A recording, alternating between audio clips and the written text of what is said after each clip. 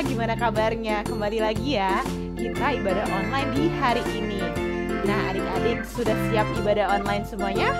Oke, kita mau menyanyikan satu lagu pujian. Semuanya bangkit berdiri dulu. Kita mau memuji muliakan nama Tuhan. Kita mau sembah Dia dengan penuh sukacita. Kita sama-sama bernyanyi ya.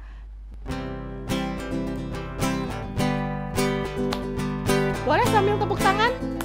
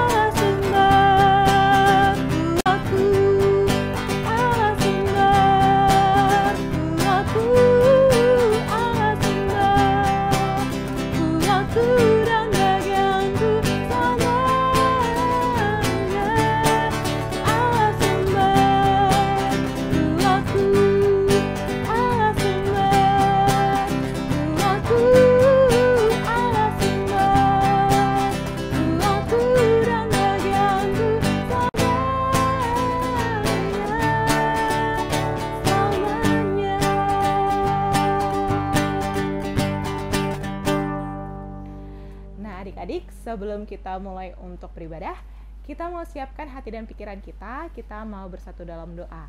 Nah, doa kali ini akan dibantu oleh teman kita, Adik Maureen, silahkan.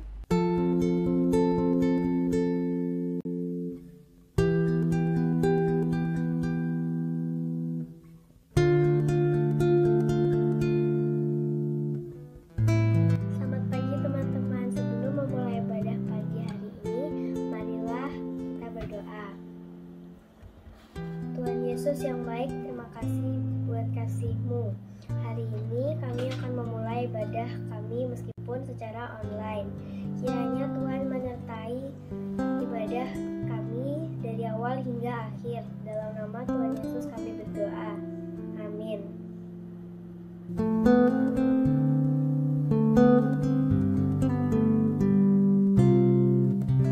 Nah, adik-adik semua masih pada semangat kan? Sebelum kita mulai untuk membaca firman Tuhan, kita mau bangkit berdiri lagi. Kita mau menyanyikan lagu Tuhan, Jika Padaku Ditanyakan.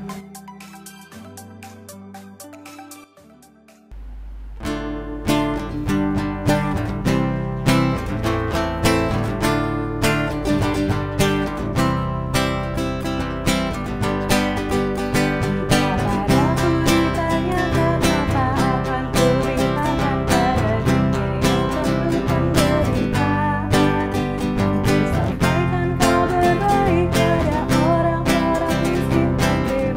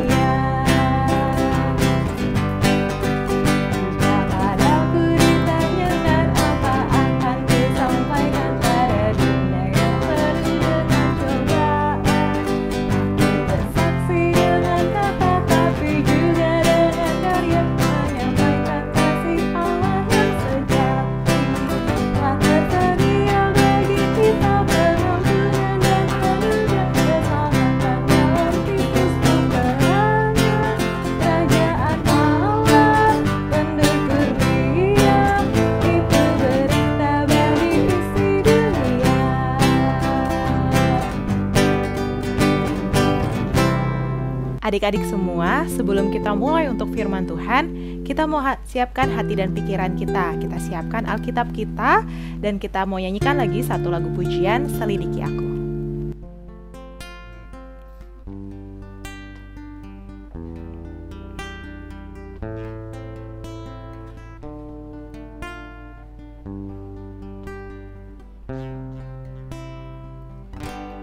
Selidiki aku, lihat hatiku,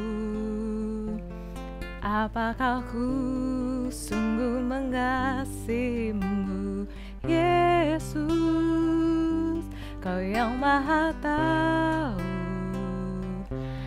dan menilai hidupku, tak ada yang tersembunyi bagimu. Telah kulihat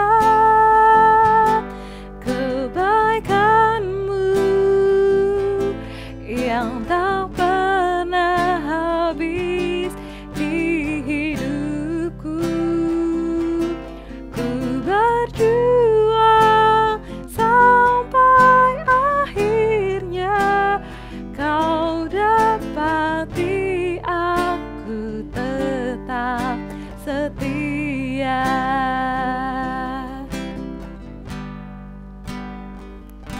Selidiki aku, lihat hatiku, apakah ku sungguh mengasihimu, Yesus.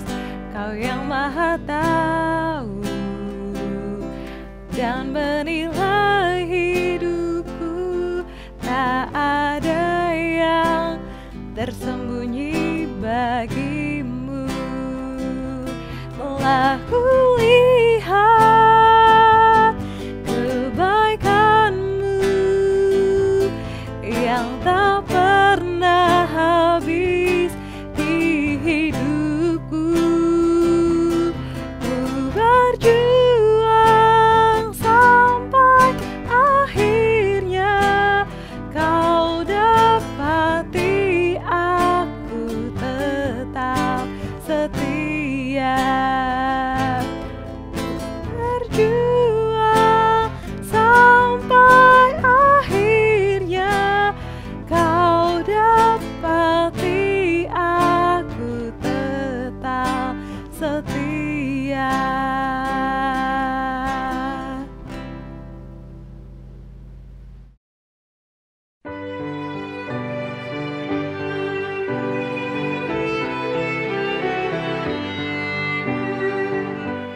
Adik-adik, sebelum kita mendengarkan firman Tuhan, kita berdoa dulu ya. Tuhan Yesus, jika sebentar lagi kami akan mendengarkan firman Tuhan, kiranya Tuhan yang menyertai kami semua, agar kami dapat mendengarkan dengan baik, kami dapat melakukan firman Tuhan, dan kami dapat dengar-dengaran akan firman Tuhan. Persiapkan kami ya Tuhan. Berkati juga hamba yang akan menyampaikan firman Tuhan, kiranya Tuhan yang memberkati setiap perkataan hamba agar menjadi berkat buat kami semua. Terima kasih ya Tuhan Yesus. Dalam nama Tuhan Yesus kami berdoa dan mengucap syukur. Haleluya. Amin.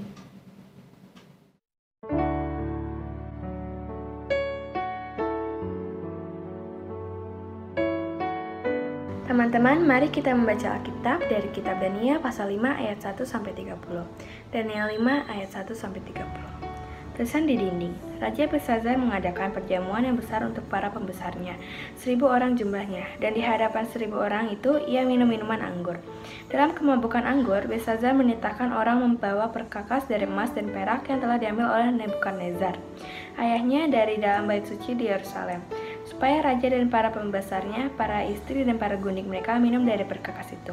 Kemudian dibawalah perkakas dari emas dan perak itu yang diambil dari dalam bait suci, rumah Allah di Yerusalem. Lalu raja dan para pembesarnya, para istri dan para gundik, mereka minum dari perkakas itu. Mereka minum anggur dan memuji-muji dewa-dewa dari emas dan perak, tembaga, besi, kayu, dan batu. Pada waktu itu juga tampaklah jari-jari tangan manusia menulis pada kapur dinding istana raja, di depan kaki Dian, dan raja melihat punggung tangannya yang sedang menulis itu. Lalu raja menjadi pucat dan pikiran-pikirannya menggelisahkan dia. Sendi-sendi pangkal pahanya menjadi lemas dan lututnya berantukan. Kemudian berserulah raja dengan keras supaya para ahli jampi, para kasdim, dan para ahli nujum dibawa penghadap.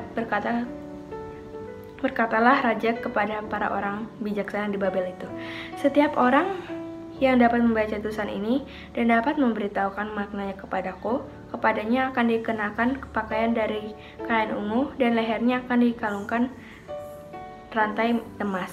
Dan di dalam kerajaanku ia akan mempunyai kekuasaan sebagai orang ketiga." Tapi semua orang bijaksana dari raja yang telah menghadap tidak sanggup membaca tulisan itu dan tidak sanggup memberitahukan maknanya kepada raja. Sesudah itu sangatlah cemas hati Raja Belsazar dan ia menjadi pucat, juga para pembesarnya terperanjat. Karena perkataan raja dan para pembesarnya itu masukkan permaisuri ke dalam ruang perjamuan. Berkatalah ia, "Ya raja, kekallah hidup tuanku. Janganlah pikiran-pikiran tuanku menggelisahkan tuanku dan janganlah menjadi pucat. Sebab dalam kerajaan tuanku ada seorang yang sedang dalam roh para dewa yang kudus. Dalam zaman ayah tuanku ada terdapat pada orang itu kecerahan, akal budi, dan hikmat yang seperti hikmat para dewa. Ia telah diangkat oleh Raja Nebukadnezar, ayah tuanku, menjadi kepala orang-orang berilmu, para ahli jampi, para kasdim, dan para ahli nujum. Karena pada orang itu terdapat roh yang luar biasa dan pengetahuan dan akal budi, sehingga dapat menerangkan mimpi, menyingkapkan hal-hal yang tersembunyi dan menguraikan kekusutan, yakni pada Daniel yang dinamakan Beltazar oleh raja. Baiklah, sekarang Daniel dipanggil dan ia akan memberitahukan maknanya." Lalu dibawalah Daniel menghadap raja. Bertanya raja kepada Daniel, "Engkaulah Daniel itu, salah seorang buangan yang telah diangkut oleh raja ayahku dari tanah Yehuda.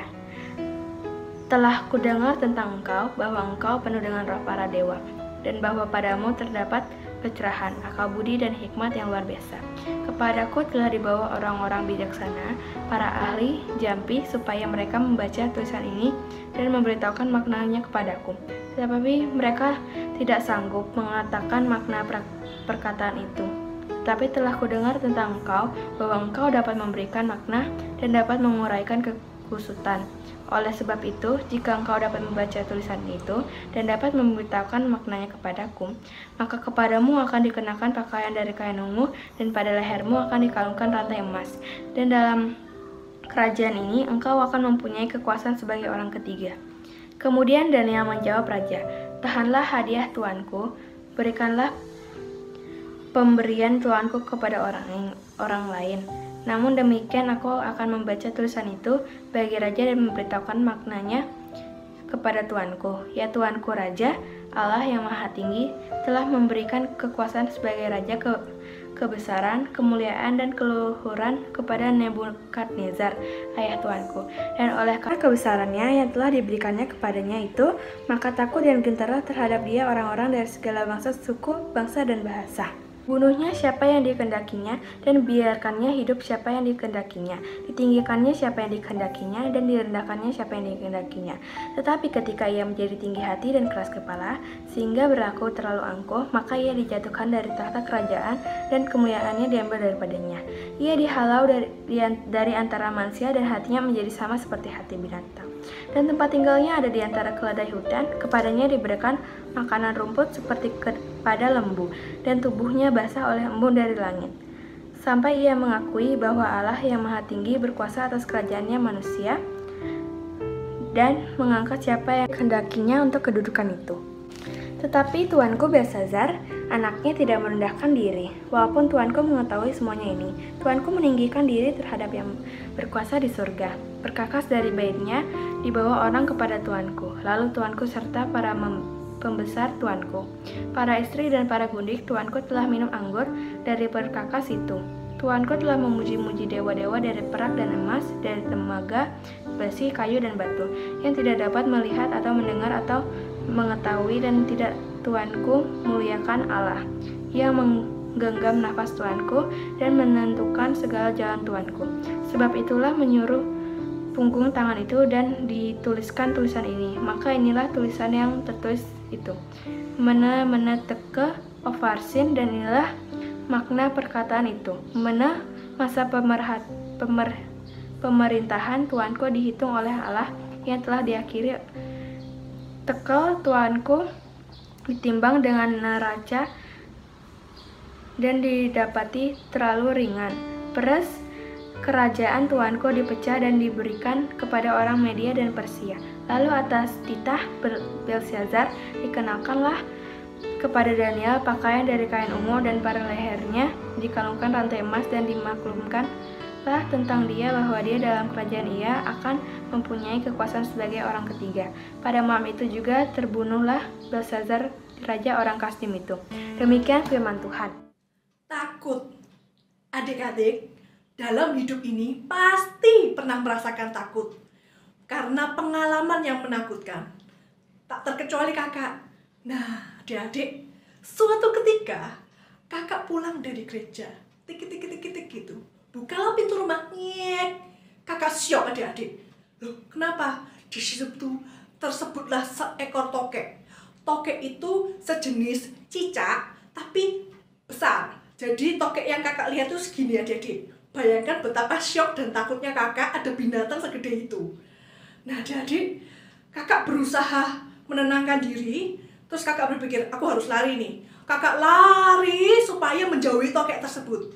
Nah, adik-adik, tidak disangka-sangka tokeknya itu ngikutin kakak, adik-adik. Kakak lari kemari, dia ngikutin. Kakak naik tangga, dia ngikutin. Kakak sampai mengunci diri di dalam kamar, untung dia nggak sempat ngikutin. Duh, adik-adik, kakak deg-degan banget di dalam kamar, berjam-jam gitu ya. Ini gimana ini tokek kok nggak pergi-pergi gitu loh. Akhirnya sampai kakak minta tolong Ko Yoel yang baru datang kemudian untuk mengusir tokek tersebut, baru kakak berani keluar dari kamar. Adik-adik, bahkan sampai sekarang tokek tersebut tuh masih ada di luar rumah kakak. Jadi kalau dia bunyi tokek, kakak selalu merinding, adik-adik. Sampai detik ini kakak masih takut kalau dia tokek-tokek, takut masuk rumah lagi, adik-adik. Nah, adik-adik, kalau kakak punya pengalaman menakutkan, kalian punya pengalaman menakutkan apa? Coba pikir. Nah, melalui bacaan kita di hari ini, adik-adik, kita dapat melihat bahwa ada raja yang juga mengalami pengalaman menakutkan yang lebih daripada kakak. Namanya Raja Belshazzar. Namanya agak belibet ya, adik-adik. Belshazzar, gitu adik-adik. Nah, adik-adik, Raja Belshazzar mengalami pengalaman yang lebih menakutkan lagi daripada kakak yang dikejar tokek tadi. Pengalaman apa, adik-adik? Demikian ceritanya. Adik-adik, waktu itu Raja Belshazzar sedang enak-enaknya berpesta dengan 1000 orang undangan. Pesta besar, minum anggur. Tiba-tiba tampaklah sebuah tangan yang melayang, adik-adik. Tangan aja loh ya, tidak ada orangnya. Tangan yang melayang menulis di dinding istana. Bayangin adik-adik, Raja Belshazzar itu melihat punggung tangannya, tapi nggak ada orangnya menulis di dinding istana. Adik-adik bayangin, jadi seorang Raja Belshazzar. Dia langsung takut banget, pucat, cemas. Langsung namanya lutut tuh gemeteran, kayak gitu kakinya. Dia khawatir, dia cemas banget. Ini apa? Dia kaget, syok banget adik-adik. Melebihi syoknya kakak sama tokek tadi. Ketika melihat jari-jari tersebut menulis gitu, Raja Belshazzar nggak bisa berbuat apa-apa. Dia nggak tahu siapa yang nulis, nggak kelihatan. Selain nggak tahu siapa yang nulis, dia juga nggak tahu tulisannya itu apa. Nah, adik-adik perlu adik-adik ketahui bahwa tulisan tersebut dalam bahasa Aram menggunakan huruf Ibrani. Sedangkan Raja Belshazzar itu Raja Babel. Jadi bukannya Raja Belshazzar tuh buta huruf gitu ya, enggak. dia tidak bisa membaca tulisan tersebut, apalagi mengartikannya, karena menggunakan huruf dan bahasa yang berbeda dari yang biasa dia gunakan. Contohnya seperti ini. Kita di Indonesia menggunakan bahasa Indonesia. Abjadnya A, B, C, D, apa, mama, kayak gitu ya. Nah, kita kalau misalnya baca tulisan Jepang, Cina, Korea yang pakai bulat-bulat, pakai garis-garis, bingung nggak? Nah, kayak gitu adik-adik. Jadi kita baca aja susah, apalagi mengartikannya. Jadi sebingung itu Raja Belsasyar, apalagi lihat tangan yang melayang tadi tersebut nulis di dinding. Wah adik-adik, dia gelisah adik-adik, gak bisa tidur, glebek, bingung, gimana nih, apa ini, maksudnya apa? Nah adik-adik, sembari Raja Belsasyar tidur gitu, dia punya ide. Oke, aku akan panggil dari ahli-ahliku di negeriku, yaitu ahli jampi, lalu para kasdim, lalu ada lagi ahli nunjung. Mereka adalah orang-orang pintar di negeri Babel. Pintar itu maksudnya gini, orang-orang tersebut tuh selain berilmu, mereka juga mengerti mengenai hal-hal gaib adik-adik. Dipanggillah mereka semua. Ketika dipanggil, ini loh artinya apa? Mereka semua nggak ada yang ngerti, nggak ada yang tahu ini artinya apa. Nah adik-adik, resahlah Raja Belsasyar, sudah mendapat pengalaman menakutkan, nggak ngerti artinya apa, ini maksudnya apa. Ketika Raja Belsasyar resah, datanglah istrinya Permaisuri, datang tik tik tik tik tik. Sayang, kenapa kamu resah? Iya, aku takut. Gak kayak gitu ya, dia ngomong takut banget gitu ya. Gini, aku punya ide. Waktu zaman ayahmu dulu, ada seorang yang bisa mengartikan mimpi ayahmu. Ayahmu kan Nebukadnezar kan? Nah, bisa mengartikan dia. Dia itu adalah seorang yang dipenuhi roh dewa, dan sekarang dia menjadi kepala para ahli nunjung dan para kasdim tersebut. Kita tahu semua ya adik-adik ya, bahwa yang dimaksud dipenuhi roh para dewa itu bukan dipenuhi roh para dewa, maksudnya disertai Tuhan. Orang tersebut adalah Daniel. Nah, si raja, oh bener kah? Iya, udahlah percaya sama aku. Bener, dia itu pokok hebat. Dia itu pokoknya top chair deh, percaya deh. Dipanggillah si Daniel. Raja memanggil Daniel, ayo tolong dong artiin apa arti tulisan tersebut. Kalau misalnya kamu berhasil mengartikan tulisan tersebut, maka aku akan memberikan kepadamu pakaian mewah, kain ungu adik-adik. Kain ungu waktu itu bukan kayak sekarang kain warna ungu mewah gitu, enggak juga mewah, enggak ya adik-adik ya. Tapi kain ungu itu mahal waktu itu. Kain ungu, kalung emas, dan juga kamu akan menjadi orang ketiga dalam kerajaan ini. Kekuasaannya jadi orang ketiga adik-adik. Nah, mendengar demikian, Daniel nggak buru-buru dong, langsung, oh iya raja, aku mau, aku sudi. Enggak. Daniel ingat bahwa tugasnya adalah memberitakan apa yang Tuhan kehendaki kepada raja. Apa yang Tuhan kehendaki kepada raja? Kita artikan, apa sih arti tulisan tersebut? Adik-adik, atas penyertaan Allah, Daniel mengartikan tulisan tersebut. Kalau misalnya kakak bacanya salah, mohon maaf ya. Tapi tulisannya seperti ini. Mene, tekel, urfasin. Kakak ulangi ya. Mene, tekel, urfasin. Yang artinya adalah, mene artinya perhitungan. Tekel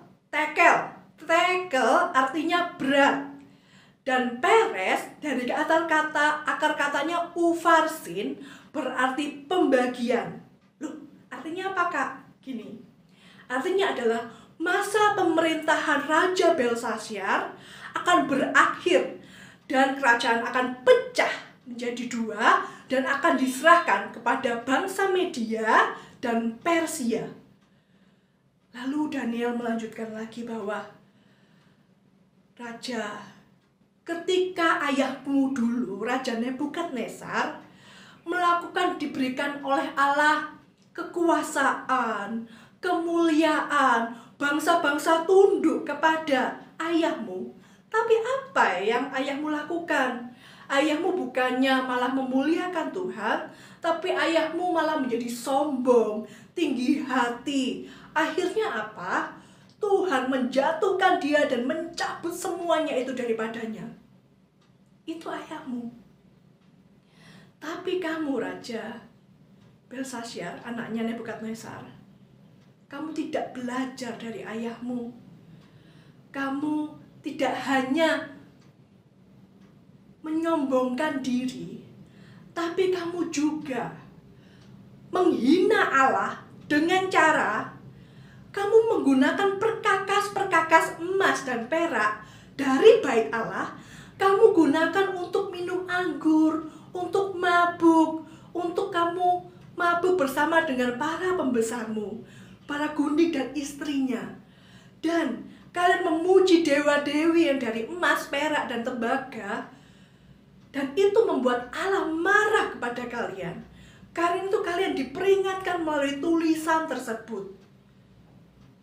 Nah, adik-adik, setelah mendengar hal tersebut, Raja hanya bisa tertunduk. Raja menepati janjinya pada Daniel, dan dia memberikan hadiah tersebut pada Daniel. Malam itu juga, Tuhan menghukum Raja Belsasyar dengan cara membuat Raja Belsasyar terbunuh, adik-adik. Adik-adik, dari kisah ini, kita dapat belajar bahwa andai kata Raja Belsasyar ini mau menuruti atau paling enggak mau belajar dari masa lalu ayahnya, dia tidak menyombongkan diri, apalagi menghina Allah dengan menggunakan perkakas-perkakas bait Allah, maka kakak kok yakin sih nggak akan sampai ditegur dan dihukum Allah segitunya? Tapi apa yang dilakukan Raja Belsasyar malah menghina dan membuat marah Allah, sehingga Allah harus menegur dan menghukum dia. Ketika manusia, kita tidak berjalan sesuai dengan kehendak Allah, atau malah menyombongkan diri di hadapan Allah, Allah tidak akan segan-segan untuk menegur dan juga menghukum umatnya loh. Melalui kisah ini kita dapat belajar tersebut. Nah kak, pertanyaannya gini, itu kan zaman dulu ya kak ya, zaman beribu-ribu tahun yang lalu. Apakah sekarang Allah akan menghukum kita seperti itu? Apakah Allah, misal kamu nyontek gitu ya, tiba-tiba ada tulisan di dinding rumahmu, "Hai kamu, jangan nyontek." Enggak kan? Belum tentu, bisa saja sih, tapi enggak harus seperti itu yang dilakukan Allah. Akhir-akhir ini, atau pada zaman saat ini, Allah bisa menegur kita melalui orang tua kita, melalui guru kita, melalui firman Allah yang hari ini kakak sampaikan, atau bahkan melalui orang-orang yang tidak kita kenal loh. Tapi yang kita lakukan ketika ditegur oleh orang tua, guru, atau bahkan orang yang tidak kita kenal, walaupun itu benar, kita selalu merasa malah marah, reaksi kita malah tersinggung, atau udah diabaikan aja deh, apa sih mama itu cerewet, kayak gitu adik-adik. Contohnya, satu, seringkali kan, ini kakak juga dulu waktu muda, atau adik-adik sekalian sekarang, disuruh mama belajar, disuruh mama, ayo kerjain tugas, sekolah yang bener. Tapi malah marah-marah sama mama, "Mama ini loh, cek cerewet, bahasa sampai Surabaya kakak keluar nih, cerewet banget." Kakak terjemahkan, cerewet banget sih mama ini, aku kan udah besar, masih aja disuruh-suruh ini itu. Aku kan sudah besar ma, gak perlu lah kayak gitu. Tapi tetap aja merasa besar, tapi tanggung jawabnya tidak dilakukan. Akhirnya apa? Konsekuensinya nilainya jelek, tugasnya tidak terselesaikan dengan baik, nggak dapat ilmu. Itu yang pertama. Kedua, macam-macam. Yang kedua, adik-adik kan banyak di rumah nih sekarang ya, masih school from home gitu. Terus kalian juga makan juga biasanya di rumah makan. Sehabis makan, apa yang kalian lakukan? Tiba-tiba piring tetap di meja makan, terus kalian blus hilang, lenyap.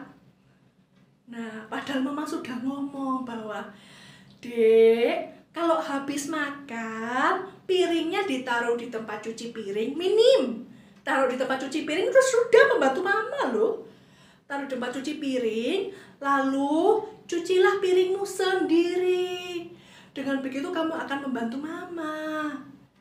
Tapi biasanya lupa plus hilang kayak gitu adik-adik. Habis makan inget makannya, lupa cuci piringnya. Nah, akhirnya apa? Mama kalian yang sudah masak, udah bersih-bersih, cuci baju, cuci segala macem, ngepel, nyapu, lelah, masih harus lagi menyuci piring kalian. Kalian tidak ambil bagian dalam rumah. Seharusnya kalian bisa meringankan mama kalian, tapi malah mengabaikan. Itu adik-adik. Yang berikutnya contohnya. Contoh yang ketiga berarti.